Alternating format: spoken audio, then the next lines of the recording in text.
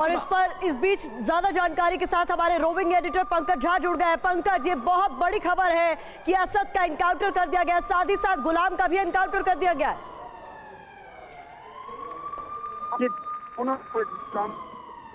नहीं पंकज आपकी आवाज नहीं आ रही है। पंकज आपकी आवाज ठीक तरीके से नहीं आ पा रही है। पंकज झा हमारे साथ मौजूद है। हमारे तमाम सहयोगी इस बड़ी खबर पर लगातार नजर बनाए हुए हैं। प्रयागराज कोर्ट से फैसला आने वाला है थोड़ी देर में, क्योंकि सुनवाई के बाद जज साहब ने फैसला सुरक्षित रख लिया था। और इसी बीच ये बड़ी खबर आ गई है कि झांसी में यूपी एसटीएफ ने असद पर, जिस पर 5 लाख रुपए का इनाम था, उसका एनकाउंटर कर दिया गया है।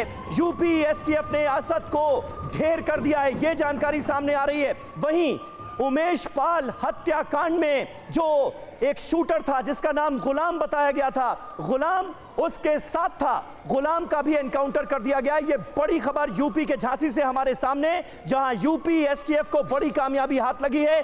असद का एनकाउंटर कर दिया गया है और साथ ही साथ एक और शूटर जिसका नाम गुलाम था, उसे भी यूपी एसटीएफ ने ढेर कर दिया है। बता दें, उमेश पाल हत्याकांड को अंजाम देने के बाद से ही असद लगातार फरार चल रहा था और उसकी तलाश लगातार की जा रही थी। और इसी बीच पुलिस की ओर से इनाम भी घोषित कर दिया गया था। 5 लाख रुपए का इनाम असद के ऊपर था। उसकी जानकारी देने वाले को 5 लाख रुपए का इनाम देगी पुलिस, इस बात की जानकारी थी। इस बीच ये बहुत बड़ी खबर सामने आई, जहां झांसी में उसका एनकाउंटर कर दिया गया। न केवल असद का बल्कि गुलाम, ये एक और शूटर है जिसका एनकाउंटर किया गया है। ये बहुत बड़ी खबर है। एक तरफ प्रयागराज में कोर्ट में पेशी हुई है, फैसला आना है अतीक पर और उसके भाई अशरफ पर। इस बीच अतीक के बेटे असद का हो गया है एनकाउंटर। तो आप देखिए, बहुत बड़ी खबर यूपी एसटीएफ की तरफ से इस एनकाउंटर को अंजाम दिया गया है। असद और गुलाम के पास विदेशी हथियार, ये देखिए एक और बड़ी खबर इस एनकाउंटर को लेकर। असद और गुलाम के पास से विदेशी हथियार भी बरामद हुए हैं। 5 लाख का इनाम था अतीक के बेटे असद पर।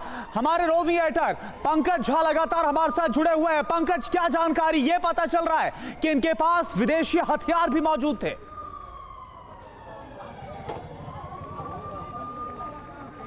पंकज झा, अब तक आवाज आ रही है? जो यूपी के एडीजी लॉ एंड ऑर्डर हैं प्रशांत कुमार, उनसे जो बात हुई है उसमें उन्होंने इस बात की जानकारी दी है कि झांसी में ये इनकाउंटर हुआ है जिसमें अतीक का 3 नंबर का बेटा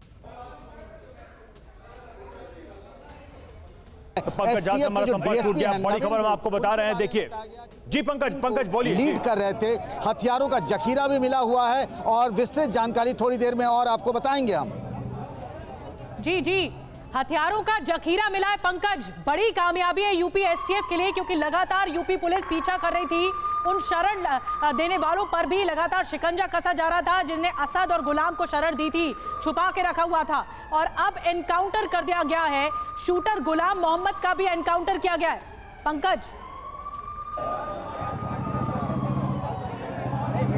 जी हाँ, बिल्कुल आपको पता होगा कि गुलाम मोहम्मद और अतीक का जो बेटा है असद, अगर आप वो 24 फरवरी को उमेश पाल का धूमनगंज इलाके में जो शूट आउट हुआ था उस वीडियो में देखेंगे तो दोनों को आइडेंटिफाई किया गया था।